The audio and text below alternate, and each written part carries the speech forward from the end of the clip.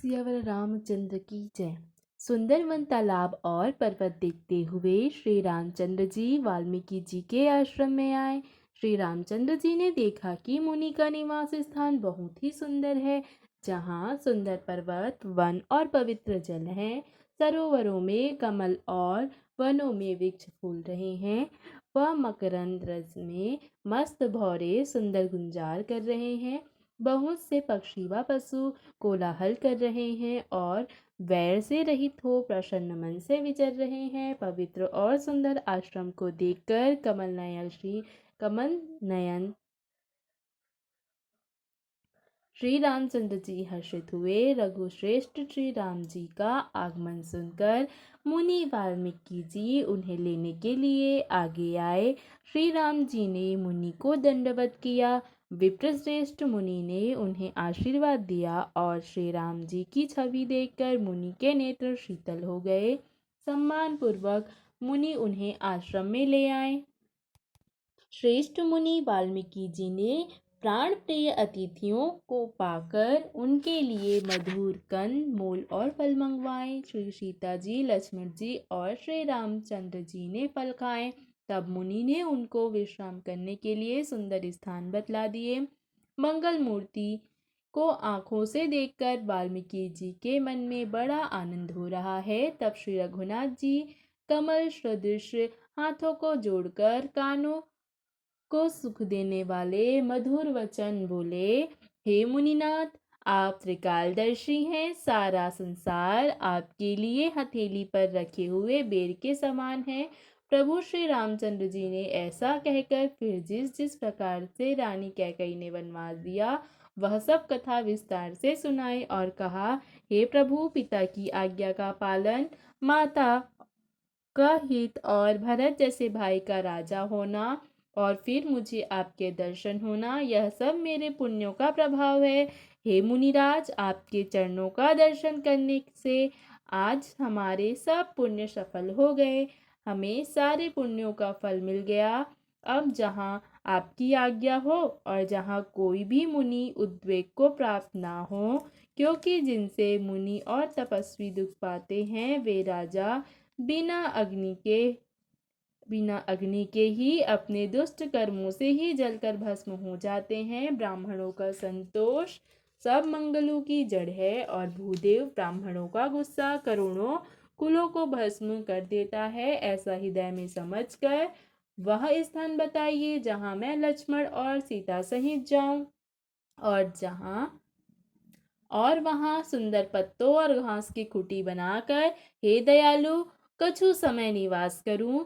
श्री राम जी की सहज ही सरल वाणी सुनकर ज्ञाता मुनि वाल्मीकि बोले, धन्य हे रघुकुल के ध्वजा स्वरूप, आप ऐसा क्यों ना कहेंगे। आप सदैव वेद की मर्यादा का पालन करते हैं। हे राम, आप वेद की मर्यादा के रक्षक जगदीश्वर है और जानकी जी आपकी स्वरूपभूता माया है, जो कृपा के भंडार आपकी रूप पाकर जगत का सदृश पालन और संहार करती हैं, जो हजार मस्तक वाले सर्पों के स्वामी और पृथ्वी को अपने सिर पर धारण करने वाले हैं।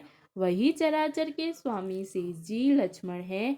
देवताओं के कार्य के लिए आप राजा का शरीर धारण करके दुष्ट राक्षसों की सेना का नाश करने के लिए चले हैं। हे राम, आपका स्वरूप वाणी के अगोचर, बुद्धि से परे, अव्यक्त, अकथनीय और अपार है। वेद निरंतर उसका नीति नीति कहकर वर्णन करते हैं। हे राम, जगत दृश्य है, आप उसे देखने वाले हैं। आप ब्रह्मा, विष्णु और शंकर को भी नचाने वाले हैं। जब वे भी आपके मर्म को नहीं जानते, तब और कौन आपको जानने वाला है। वही आपको जानता है जिसे आप जना देते हैं और जानते ही वह आपका ही स्वरूप बन जाता है। हे रघुनंदन, हे भक्तों के हृदय की शीतल करने वाले चंदन, आपकी ही कृपा से भक्त आपको जान पाते हैं। आपकी देह चिदानंदमय, यह अप्रकृत जन पंच महाभूतों की बनी हुई कर्म बंधन युक्त त्रिदेह विशिष्ट माइक नहीं है और सब विकारों से रहित है। इस भेद को अधिकारी पुरुष ही जानते हैं। आपने देवता और संतों के कार्य के लिए नर शरीर धारण किया है और प्राकृत राजाओं की तरह से कहते और करते हैं। हे राम, आपके चरित्रों को देखकर और सुनकर मूर्ख लोग जो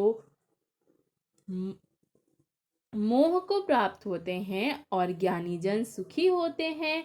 आप जो कुछ कहते हैं करते हैं वह सब सत्य ही है, क्योंकि जैसा स्वांग भरे वैसा ही नाचना भी तो चाहिए। आपने मुझसे पूछा कि मैं कहाँ रहूं, परंतु मैं यह पूछती सकुचाता हूँ कि जहाँ आप न हो वह स्थान बता दीजिए, तब मैं आपके रहने के लिए स्थान दिखाऊं। मुनि के प्रेम रस से सने हुए वचन सुनकर श्री रामचंद्र जी रहस्य खुल जाने के डर से सकुचाकर मन में मुस्कुराए। वाल्मीकि जी ने हंसकर फिर अमृत रस में डुबोई हुई मीठी वाणी बोली, हे राम जी सुनिए, अब मैं वे स्थान बताता हूँ जहाँ आप सीता जी और लक्ष्मण जी समेत निवास करिए, जिनके कान समुद्र की भांति आपकी सुंदर कथा रूपी अनेक सुंदर नदियों से निरंतर भरते रहते हैं, परंतु कभी पूरे तृप्त नहीं होते। उनके हृदय आपके लिए समुद्र घर हैं और जिन्होंने अपनी आँखों को चातक बना रखा है, जो आपके दर्शन रूपी मेघ के लिए सदा ललायित रहते हैं, तथा जो भारी भारी नदियों, समुद्रों और झीलों का निरादर करते हैं और आपके सौंदर्य के एक बूंद जल से सुखी हो जाते हैं। हे रघुनाथ जी, उन लोगों के हृदय रूपी सुखदायी भवनों में आप भाई लक्ष्मण जी और सीता जी सहित निवास कीजिए। आपके यश रूपी निर्मल मानसरोवर में जिसकी जीभ हंसनी बनी हुई है, आपके गुण समूह रूपी मोतियों को चुगती रहती है। हे राम जी, आप उसके हृदय में बसिए, जिसकी नासिका प्रभु आपके पवित्र और सुगंधित पुष्पादि सुंदर प्रसाद को रोज आदर के साथ ग्रहण करती अर्थात सुनती है, और जो आपको अर्पण करके भोजन करते हैं और आपके प्रसाद रूपी वस्त्राभूषण धारण करते हैं, जिनके मस्तक देवता गुरु और ब्राह्मण को देखकर बड़ी नम्रता के साथ स्नेह सहित झुक जाते हैं, जिनके हाथ नित्य श्री रामचंद्र जी आपके चरणों की पूजा करते हैं और जिनके दिल में श्री रामचंद्र जी का निवास है, दूसरा नहीं, तथा जिसके चरण श्री रामचंद्र जी आपके तीर्थों में चलकर जाते हैं। हे राम जी,